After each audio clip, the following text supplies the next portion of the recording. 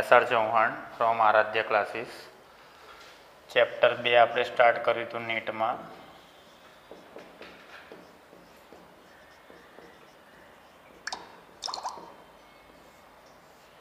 જૈવિક વર્ગીકરણ. હવે એ જૈવિક વર્ગીકરણમાં 5 સૃષ્ટિ વર્ગીકરણ પદ્ધતિ રજૂ કરનાર R.H. વિટેકર હતા. 5 સૃષ્ટિઓના ક્રમાનુસાર નામ આપણે તો લઈ લીધા હતા. પહેલી હતી મોનેરા, બીજી પ્રોટિસ્ટા, ત્રીજી ફૂગ, વનસ્પતિ સૃષ્ટિ અને લાસ્ટ પ્રાણી સૃષ્ટિ.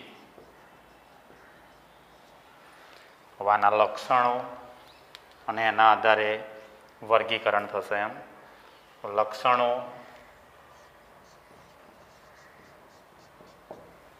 પાંચે પાંચ સૃષ્ટિને આપણે લાઈનસર લખી નાખીએ તો મોનેરા, પ્રોટિસ્ટા, ફૂગ, વનસ્પતિ સૃષ્ટિ અને પ્રાણી સૃષ્ટિ. ટેબલ સ્વરૂપે તમારે ચોપડીમાં આપેલું જ છે એટલે આપણે ઉપર છેલ્લું ચલાવી દઈએ, પછી એનું લગતા MCQ લઈએ.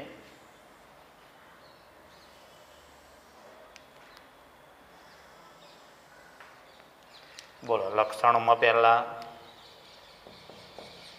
કોષ પ્રકાર, પછી કોષ દિવાલ, કોષ કેન્દ્ર પટલ,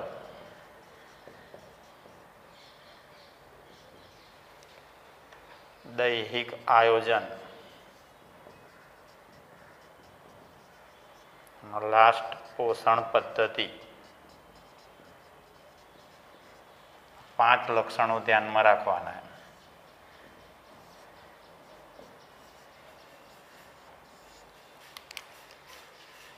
પાંચ લક્ષણોમાં 5 સૃષ્ટિઓમાં કઈ કઈ ભિન્નતા જોવા મળે છે.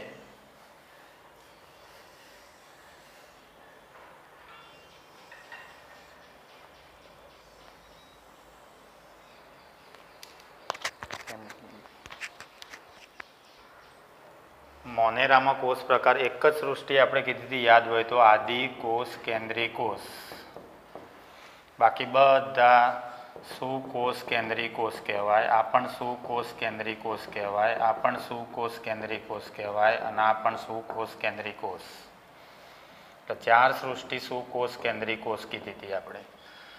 કોષ દિવાલ હાજર હોય, પણ કોષ દિવાલ જનરલી હાજર હોય તો શેની બનેલી હોવી જોઈએ? સેલ્યુલોઝની બનેલી હોવી જોઈએ. સેલ્યુલોઝ વિહીન કોષ દિવાલ. ચોપડી તમારા જોડે છે જ. ચેપ્ટર નંબર 2નું આખું કોષ્ટક તમે જોડે જ રાખજો અત્યારે. કોષ દિવાલ સેલ્યુલોઝ વિહીન તો શેની બનેલી હોય? તો પોલીસેકેરાઇડ. પોલીસેકેરાઇડ એટલે કાર્બોદિત કહેવાય. કોષ દિવાલ આમાં કેટલાકમાં હાજર આવશે એમ. આમાં હાજર સેલ્યુલોઝ વિહીન, પણ ખાસ યાદ રાખજો કાઇટિનની બનેલી હોય એમ. કાઇટિન વત્તા પોલીસેકેરાઇડ. વનસ્પતિમાં કોષ દિવાલ પરફેક્ટ શેની બનેલી હોય? સેલ્યુલોઝ. કોષ દિવાલ સંપૂર્ણપણે ગેરહાજર એમ. કોષ કેન્દ્ર પટલ તો ગેરહાજર. આ બધામાં હાજર લેવાનું એમ 4 સૃષ્ટિમાં. દૈહિક આયોજન કોષીય એટલે એક કોષના બનેલા હોય એમ. પણ સૌ પ્રથમ બહુકોષીય દૈહિક આયોજન. પેશી જોવા મળી, અંગ જોવા મળ્યું. પેશી, અંગ, અંગતંત્ર 3 જોવા મળ્યું એમ. અને છેલ્લે પોષણ પદ્ધતિની અંદર પોષણનો ખ્યાલ હોય તો પોષણ પદ્ધતિ 2 પ્રકારની હોય. સ્વાવલંબી, પરાવલંબી. સ્વાવલંબી અથવા સ્વયંપોષી કહેવાય, વિષમપોષી કહેવાય. મૂળભૂત પોષણના બે પ્રકાર પડે એમ, સ્વયંપોષી અને વિષમપોષી. તો આમાં પણ સ્વયંપોષી પોષણ જોવા મળે, વિષમપોષી પોષણ જોવા મળે.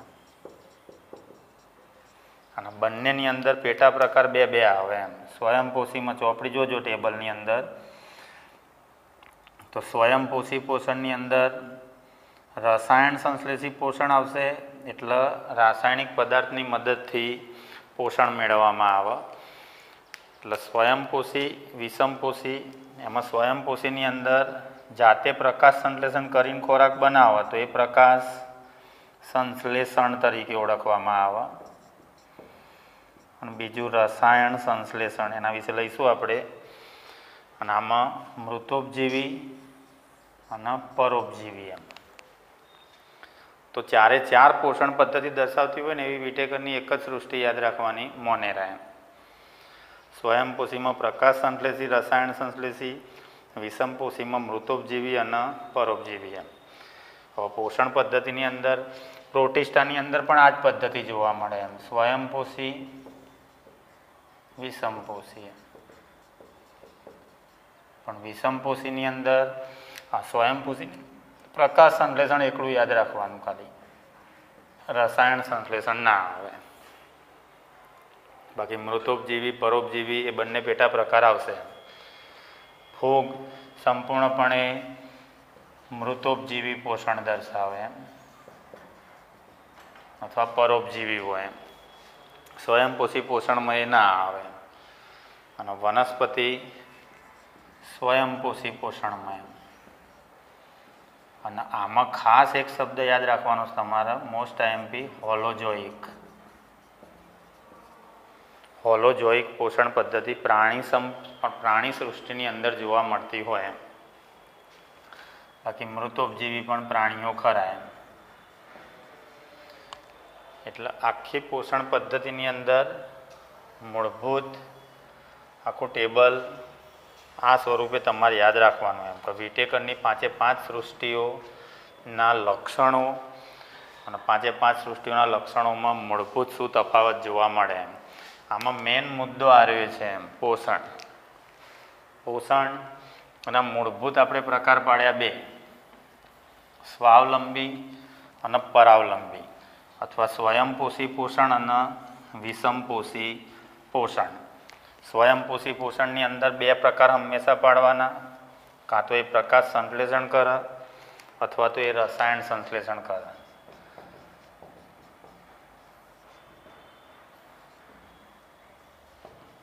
સ્વયંપોષી પોષણ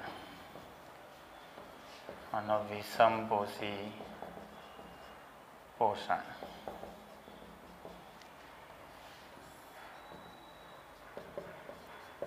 પ્રકાશ સંશ્લેષી,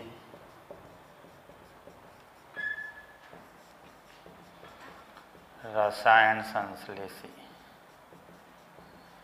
આ યાદ રાખજો, માત્ર ને માત્ર મોનેરામાં જોવા મળે છે.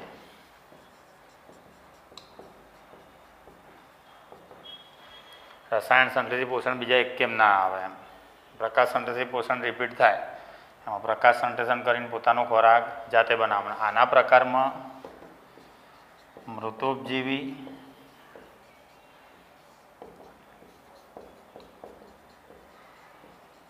પરોપજીવી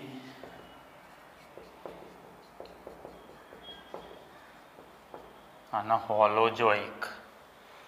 એટલે મૃતોપજીવી, પરોપજીવી, હોલોજોઇક. હોલોજોઇક પ્રાણીઓની અંદર લેવાનું ખાલી, એનો અર્થ લેવાનું પ્રાણીસમ પોષણ પદ્ધતિ, એનો હોલોજોઇક તરીકે ઓળખવામાં આવે.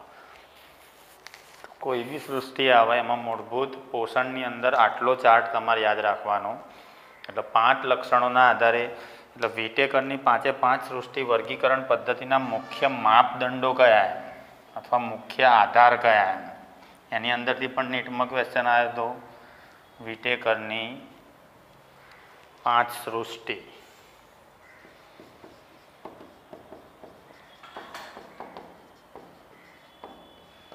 વર્ગીકરણના મુખ્ય આધારો અથવા માપદંડો એમ.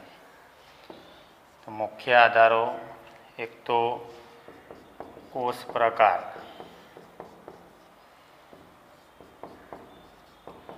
કોષ દિવાલ અને કોષ કેન્દ્ર પટલ.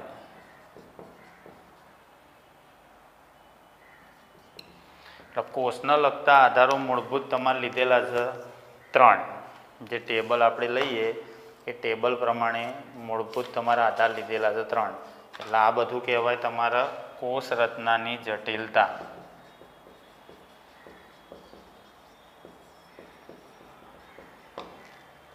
આ પહેલો આધાર કહેવાય આખો 3 પોઈન્ટ ભેગા. બીજું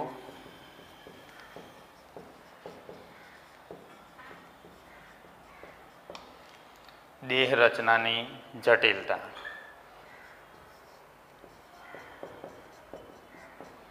પોષણ પ્રકાર.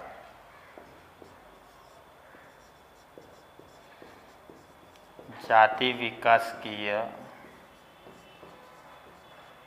અથવા ઉદ વિકાસકીય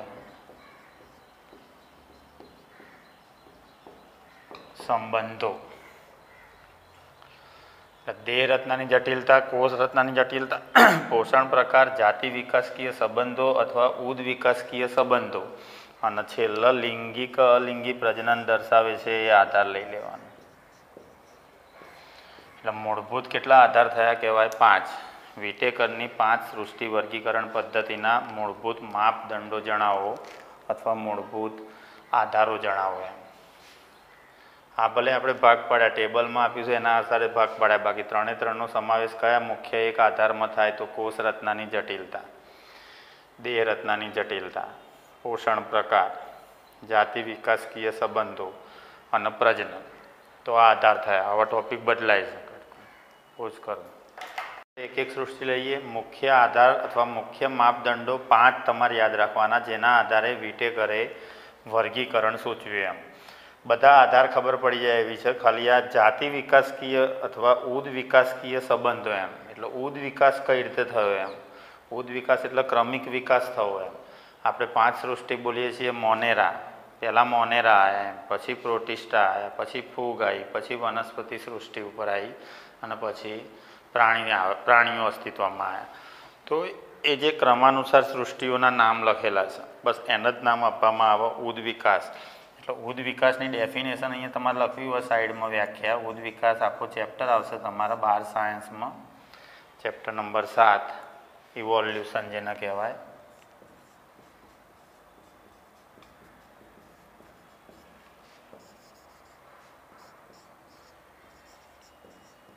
નિમ્ન સ્વરૂપમાંથી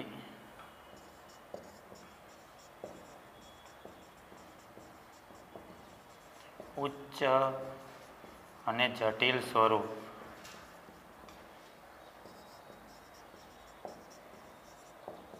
નું નિર્માણ થાય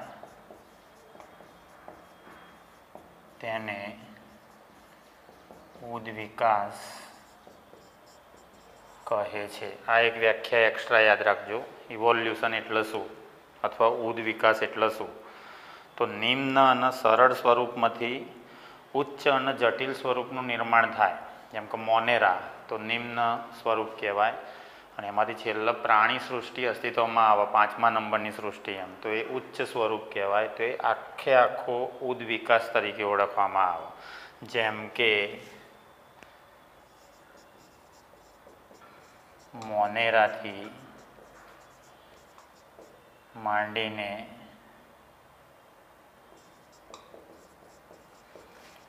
પ્રાણી સૃષ્ટિ સુધીનો વિકાસ એનો ઉદ વિકાસ તરીકે ઓળખવામાં આવે. તો આ એક માપદંડ ખાલી તમારે ખાસ યાદ રાખવાનો. બાકી વિટેકરે એના વર્ગીકરણની અંદર મૂળભૂત કેટલા માપદંડો લીધા એમ ટૂંકમાં તો 5. હવે વારા પરથી આપણે એક સૃષ્ટિનો અભ્યાસ કરીએ. પહેલી સૃષ્ટિ વિટેકરની સ્ટાર્ટ કરીએ આપણે મોનેરા. એ પહેલાં એક વસ્તુ યાદ રાખજો, એક લીલ આવે છે નાનામાં નાની, એક કોષી લીલ ક્લેમિડોમોનાસ છે. આ ક્લોરોફાઇસીમાં આવશે. તમે ક્લોરોફાઇસી એટલે લીલી લીલ અથવા હરિત લીલ. ચેપ્ટર નંબર 3માં લીલ વિશે આવશે. 3 વર્ગો છે, ક્લોરોફાઇસી, પિયોફાઇસી અને રોડોફાઇસી. એમાં ક્લોરોફાઇસીમાં ઉદાહરણમાં ક્લેમિડોમોનાસ, વોલ્વોક્સ, સ્પાયરોગાયરા, કારા ને બધા ઉદાહરણ, યુલોથ્રિક્સ. પણ એમાં સૌથી નાનામાં નાની લીલનું નામ આપો, એક કોષી લીલનું નામ આપો. એ પ્રમાણે મોટામાં મોટી લીલ પૂછે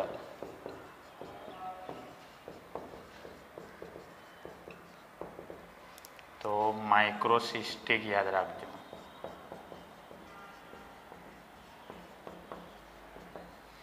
તો આ 2 પ્રશ્નો યાદ રાખજો, નાનામાં નાની લીલ અને મોટામાં મોટી લીલ. હવે આપણે સ્ટાર્ટ કરીએ મોનેરા વિશે. પહેલી સૃષ્ટિ વિટેકરની. આ પાઠમાં કેટલી સૃષ્ટિઓ ભણવાની આવે? ટોટલ તમારે 3: મોનેરા, પ્રોટિસ્ટા અને ફૂગ. વનસ્પતિ સૃષ્ટિ ઓલરેડી ચેપ્ટર નંબર 3માં આવશે, આખું ચેપ્ટર જ છે. અને પ્રાણી સૃષ્ટિ ચેપ્ટર નંબર 4. તો પહેલી સૃષ્ટિ વિટેકરની मोनेरा.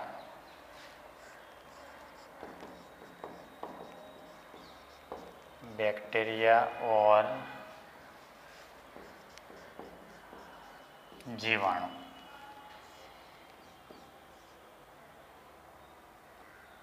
कोशीय અને આદિકોષ કેન્દ્રી સૃષ્ટિ છે. મુખ્ય સભ્યો એના જણાવો એમ પૂછે તો બેક્ટેરિયા એના મુખ્ય સભ્યો કહેવાય. બેક્ટેરિયા તેના મુખ્ય સભ્યો છે. બેક્ટેરિયા મુખ્ય સભ્ય. બેક્ટેરિયાના આકાર વિશે તમે જાઓ તો એ આકાર 4 આકારના હોય.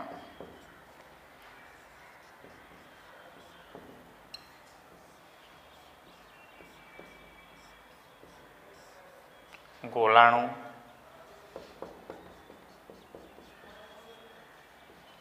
ઓર કહેવાય કોક્સ. દંડાણું અથવા બેસિલસ. દંડાણુ અથવા સળી આકાર.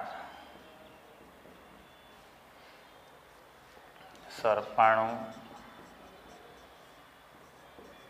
અથવા સ્પિરિલિયમ. અને વક્રાણુ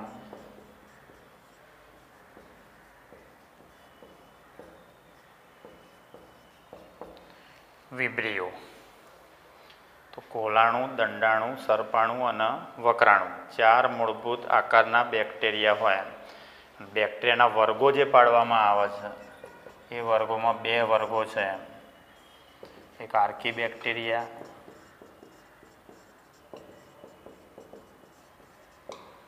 અને યુબેક્ટેરિયા. આ સાચા બેક્ટેરિયા કહેવાય. આર્કીબેક્ટેરિયામાં ખબર હોય તો આર્કીબેક્ટેરિયા 3 ઉદાહરણ એમાં આપેલા છે તમારે. સૌથી જૂના બેક્ટેરિયા 3 ઉદાહરણમાં મિથેનોજેન્સ જે બાયોગેસના ઉત્પાદન માટે જવાબદાર, હેલોફિલસ અતિશય ક્ષારયુક્ત વસવાટમાં, અને થર્મો એસિડોફિલસ ઊંચા તાપમાન અને એસિડિક પર્યાવરણમાં અથવા ગરમ પાણીના ઝરણામાં જીવી શકતા બેક્ટેરિયા. આમનું એક લક્ષણ યાદ રાખવાનું, અલગ જ પ્રકારની એમની કોષ દિવાલ હોય બીજા બેક્ટેરિયા કરતાં, એટલે વિપરીત પરિસ્થિતિમાં જીવી શકે. એવા પાણીમાં પણ જીવી શકે જ્યાં પાણીનું તાપમાન 100 અંશ સેલ્સિયસ કરતાં વધારે હોય.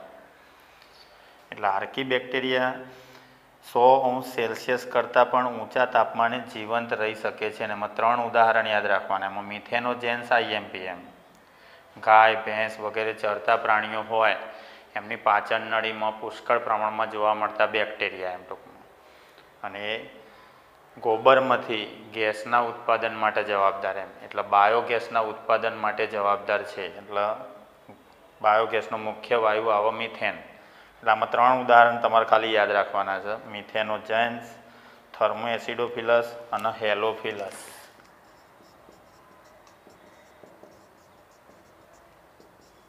મિથેનોજેન્સ અને થર્મોએસિડોફિલસ.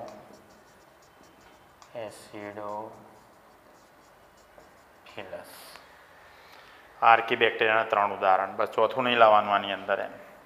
ક્ષારયુક્ત વસવાટમાં આ ગાય કે ભેંસ વગેરે ચરતા પ્રાણીઓની પાચન નળીમાં આ ઊંચા તાપમાન અને એસિડિક પર્યાવરણમાં જીવી શકે છે.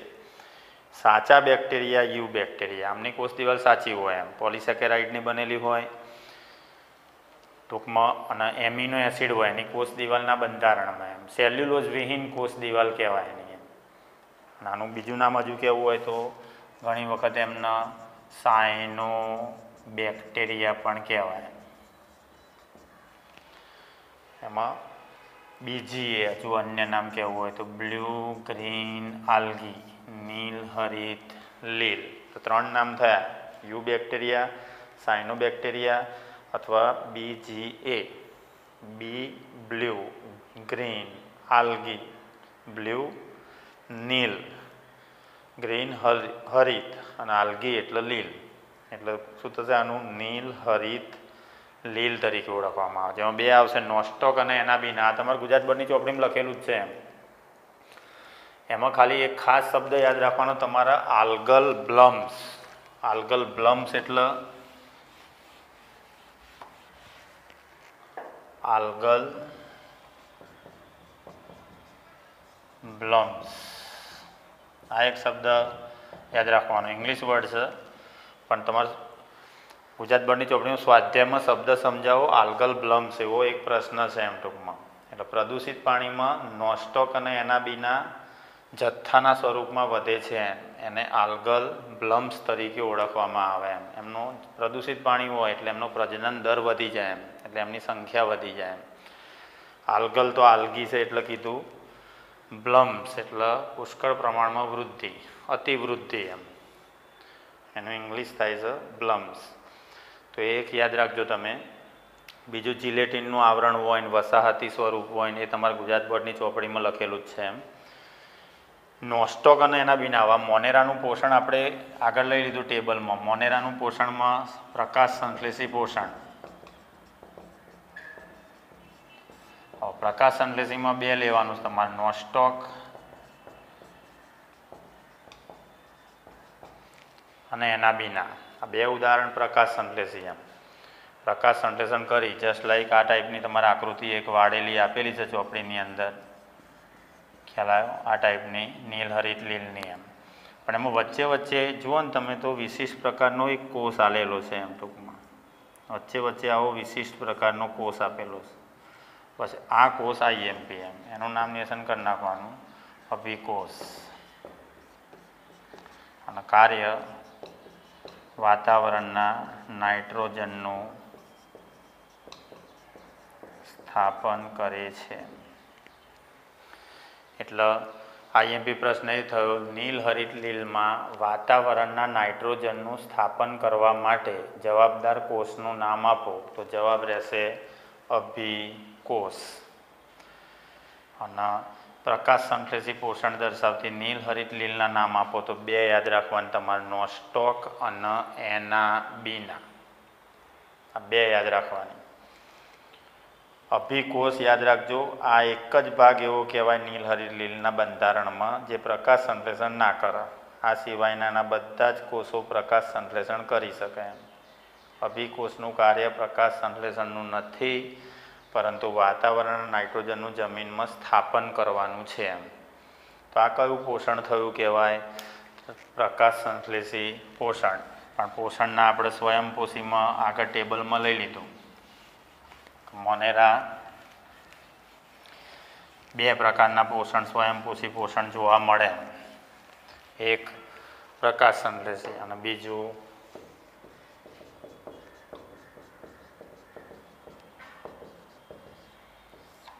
રસાયણ સંશ્લેષી. તેમાં અકાર્બનિક પદાર્થોનું ઓક્સિડેશન પ્રેરી શક્તિ મુક્ત કરે છે, જેમાંથી મદદથી એટીપી બનાવે છે. તેને રસાયણ સંશ્લેષી પોષણ કહે છે. અકાર્બનિક પદાર્થોનું ઓક્સિડેશન પ્રેરી શક્તિ મુક્ત કરે, એ શક્તિની મદદથી એટીપી બનાવે. ઓક્સિડેશનની વ્યાખ્યા યાદ રાખવાની, ઓક્સિજન ઉમેરાય ઓક્સિડેશન કહેવાય, હાઇડ્રોજન દૂર થાય ઓક્સિડેશન કહેવાય. પણ એક વ્યાખ્યા યાદ રાખવાની બાયોલોજી પૂરતી વધારાની, કે જે પ્રક્રિયામાં શક્તિ મુક્ત થાય એને પણ કહેવાય ઓક્સિડેશન. તો હું દાખલા તરીકે એક કેમિકલ રિએક્શન લખું કે એમોનિયા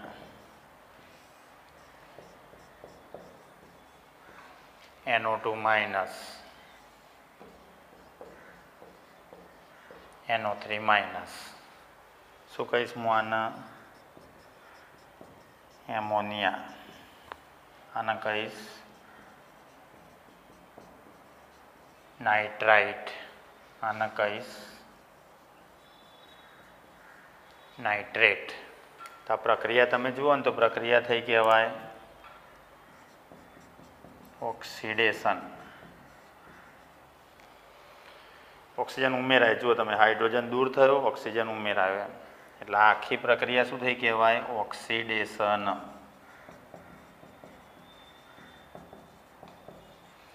NO2 માઇનસ છે એમાંથી પણ બને છે NO3 માઇનસ. NO2 માઇનસ છે એટલે એમાં કેટલા નાઇટ્રોજન છે?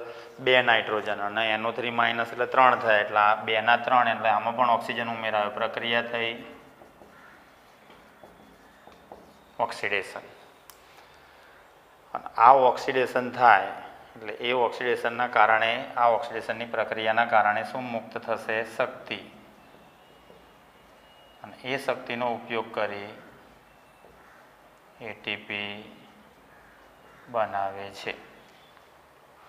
હવે આમાં બેક્ટેરિયા કયા આવે? તો નાઇટ્રોસોમોનાસ. આ સમગ્ર પ્રક્રિયાની અંદર 3 બેક્ટેરિયા અગત્યનો ફાળો આપે.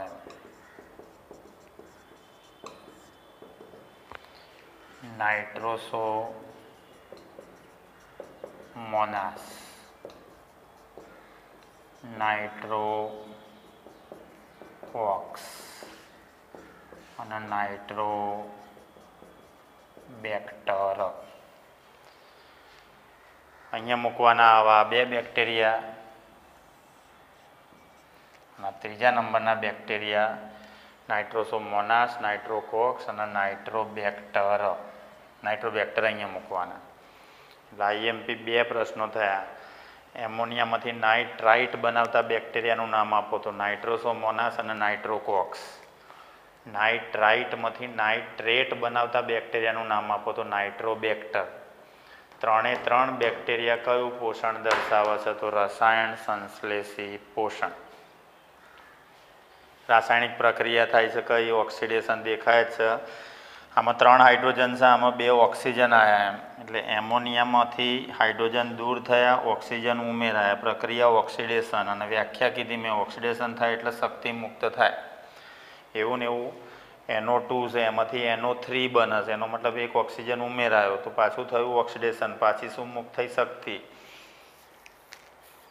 તો આ મુક્ત થયેલી શક્તિની મદદથી એટીપીનું નિર્માણ થાય, એને રસાયણ સંશ્લેષી પોષણ તરીકે ઓળખવામાં આવે. તો મોનેરામાં મૂળભૂત 2 પોષણ જ તમારે ભણવાના આવે વધારે પડતા. પ્રકાશ સંશ્લેષી પોષણ તો 2 ઉદાહરણ, નોસ્ટોક અને એનાબીના, એ આપણી ચોપડીમાં આપેલું છે.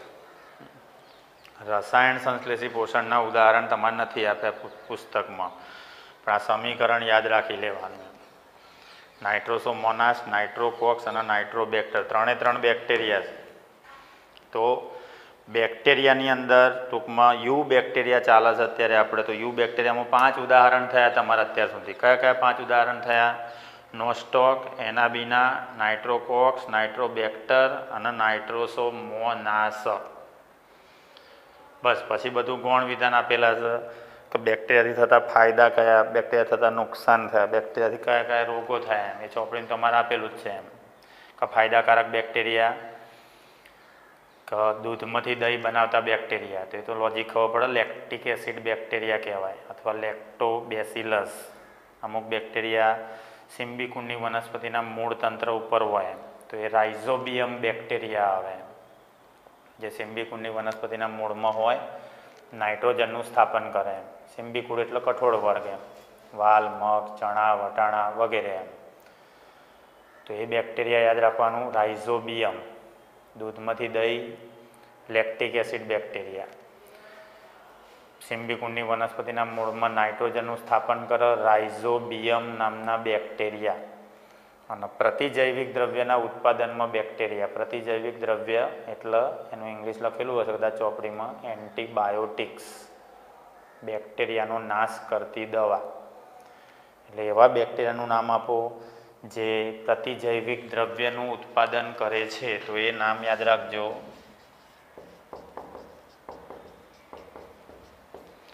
સ્યુડોમોનાસ. તો સ્યુડોમોનાસ પ્રતિજૈવિક દ્રવ્યનું ઉત્પાદન. રાઇઝોબિયમ કઠોળ વર્ગની વનસ્પતિમાં નાઇટ્રોજનનું સ્થાપન મૂળમાં હોય બેક્ટેરિયા. દૂધમાંથી દહીં બનાવતા લેક્ટોબેસિલસ અથવા લેક્ટિક એસિડ બેક્ટેરિયા. પછી બેક્ટેરિયા થતા રોગો તો તમને ખબર પડે, કોલેરા, મરડો, ટાઇફોઇડ, કમળો. કમળો આ માટે વાયરસ જવાબદાર કહેવાય, પણ કોલેરા, મરડો, ટાઇફોઇડ અને ધનુર. ધનુર આપણે લખેલું છે, ટીટેનસ, ખ્યાલ આવ્યો. અને વનસ્પતિમાં બેક્ટેરિયા થતો એક જ રોગ લખેલું છે, લીંબુના ચાઠા. પેલા કોલેરા, મરડો, ટાઇફોઇડ, ધનુર એ બધા પ્રાણીજન્ય રોગો કહેવાય.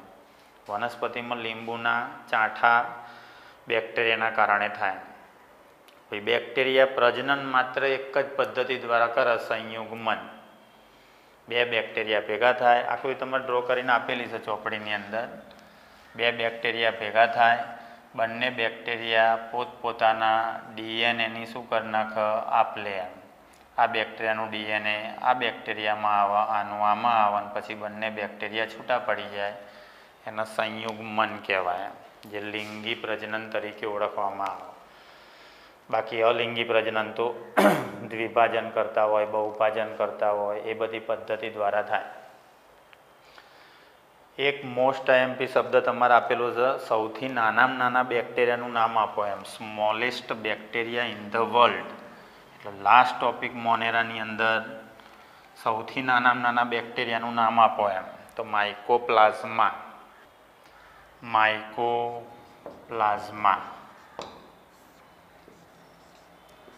સૌથી નાના બેક્ટેરિયા છે.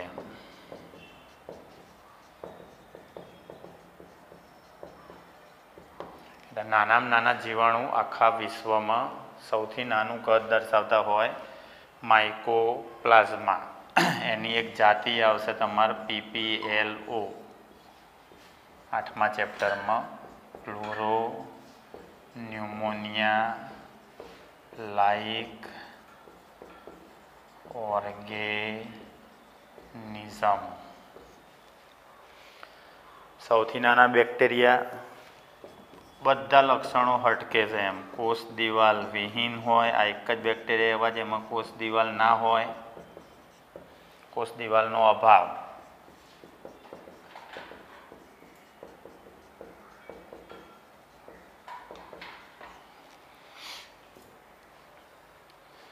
સૌથી નાના બેક્ટેરિયા છે કોષ દિવાલ વિહીન, એટલે કોષ દિવાલનો અભાવ, અને ઓક્સિજન વગર જીવી શકે છે.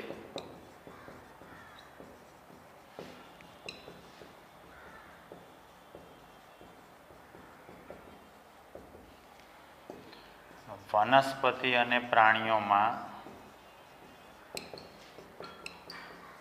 એટલા માટે મેં લખ્યું. ગુજરાત બોર્ડમાં આપેલા જ છે ચારે ચાર વિધાન તમારે, પણ આ ચારે ચાર વિધાન નીટમાં પૂછ જ કરે છે, વારંવાર રિપીટ કર્યા રાખે છે એમ. એટલે નીટ એક્ઝામ ક્વેશ્ચન માઇકોપ્લાઝમામાંથી વધારે સિલેક્ટ કરવામાં આવે છે. વનસ્પતિ પ્રાણીઓમાં રોગકારક છે, આ માઇકોપ્લાઝમા થયું એમ. એટલે નાનામાં નાના જીવાણુનું નામ આપો, સૌથી નાના બેક્ટેરિયાનું નામ આપો એમ તો માઇકોપ્લાઝમા. એની એક જાતિ આવે પીપીએલઓ, આ તમારા ચેપ્ટર નંબર 8માં આવશે, કોષ રચનામાં એમ, આદિકોષ કેન્દ્રીય કોષના ઉદાહરણમાં. ફૂલ ફોર્મ યાદ તો રાખજો, પ્લુરો ન્યુમોનિયા લાઇક ઓર્ગેનિઝમ. કોષ દિવાલ વિહીન હોય, કોષ દિવાલનો અભાવ. એક પણ બેક્ટેરિયા એવા નથી જેમાં કોષ દિવાલ ના હોય, આ એક જ બેક્ટેરિયા એવા જેમાં કોષ દિવાલનો અભાવ હોય. બાકી બેક્ટેરિયામાં કોષ દિવાલ હોય અને હોય જ. હા, સેલ્યુલોઝ વિહીન હોય, શેની બનેલી હોય તો પોલિસેકેરાઇડ અને એમિનો એસિડ. પણ આ બેક્ટેરિયા એવા બેક્ટેરિયાનું નામ આપો જેમાં કોષ દિવાલનો અભાવ હોય તો માઇકોપ્લાઝમા. ઓક્સિજન વગર પણ જીવી શકે છે એમ, ઓક્સિજન ના મળે they can survive without oxygen. ઓક્સિજનની ગેરહાજરી હોય છતાં પણ એ પોતે જીવી શકે છે એમ. અને વનસ્પતિ અને પ્રાણીઓ વગેરેમાં એ પોતે રોગકારક છે એમ. વનસ્પતિમાં પણ રોગ કરે અને પ્રાણીઓમાં પણ રોગ કરે એમ. તો માઇકોપ્લાઝમા એ પણ ઉદાહરણ થયું કહેવાય તમારા યુ બેક્ટેરિયાનું એમ. એટલે યુ બેક્ટેરિયાના ઉદાહરણોમાં નોસ્ટોક, એનાબિના, નાઇટ્રોકોક્સ, નાઇટ્રોબેક્ટર, નાઇટ્રોસોમોનાસ, માઇકોપ્લાઝમા, આટલા ઉદાહરણ તમારે યુ બેક્ટેરિયાની અંદર યાદ રાખવાના. બેક્ટેરિયા થતાં રોગો કહી દીધા મેં તમને, વનસ્પતિમાં યાદ રાખવાના અને પ્રાણીમાં યાદ રાખવાના. 3 મુદ્દા ઉમેર દેવાના. સિમ્બિકુળની વનસ્પતિમાં મૂળમાં, સિમ્બિકુળ એટલે કઠોળ વર્ગ, મૂળમાં નાઇટ્રોજનનું સ્થાપન કરતા બેક્ટેરિયાનું નામ આપો તો રાઇઝોબિયમ. આ લખી નાખવાનું ચોપડામાં. દૂધમાંથી દહીં બનાવતા બેક્ટેરિયા લેક્ટોબેસિલસ અથવા લેક્ટિક એસિડ બેક્ટેરિયા. પ્રતિજૈવિક દ્રવ્યના ઉત્પાદનમાં ફાળો આપો એવા બેક્ટેરિયાનું નામ આપો જેમાંથી એન્ટીબાયોટિક બને એમ. એન્ટીબાયોટિક એટલે બેક્ટેરિયાનો નાશ કરતી દવા. બહુ વિચિત્ર ઉદાહરણ છે. બેક્ટેરિયાનો નાશ કરતી એન્ટીબાયોટિક દવા બેક્ટેરિયામાંથી બને એમ. તો હવે એક બેક્ટેરિયા યાદ રાખજો, સ્યુડોમોનાસ એમ. આ પ્રતિજૈવિક દ્રવ્યનું ઉત્પાદન આ બેક્ટેરિયામાંથી કરવામાં આવે છે એમ. પ્રતિજૈવિક દ્રવ્ય એટલે એન્ટીબાયોટિક, અને એન્ટીબાયોટિકનો અર્થ થાય બેક્ટેરિયાનો નાશ કરતી ઔષધ અથવા તો દવા. પ્રાણીજન્ય રોગો કયા કીધા? કોલેરા, મરડો, ટાઇફોઇડ અને ધનુર. ધનુર એટલે ટીટેનસ. અને વનસ્પતિજન્ય રોગ બેક્ટેરિયાથી તમારે યાદ રાખવાનું, લીંબુના ચાઠા. તો વિટેકરની 5 સૃષ્ટિઓ છે, 5માંથી 3 આ પાઠમાં આપણે ભણવાની છે. આજે 1 સૃષ્ટિ તમારે પૂરી થઈ ગઈ, મોનેરા. હવે 2 લેક્ચર રહ્યા આ ચેપ્ટરના, ચેપ્ટર નંબર 2ના. એકમાં ચાલશે તમારા ફૂગ સૃષ્ટિ અને એકમાં ચાલશે આખી પ્રોટિસ્ટા સૃષ્ટિ એમ. ખ્યાલ આવો? છેલ્લે પછી વિરોઇડ્સ, લાઇકેન્સ ને એ રહેશે, એ તો માત્ર થોડુંક જ છે, વધારે નથી એમ. તો 2 પિરિયડની અંદર હવે ચેપ્ટર આખું ક્લોઝ થઈ જાય. પછી આની એક્ઝામનું આયોજન થશે. બરાબર? આજે આટલું રાખીએ. પ્રણામ.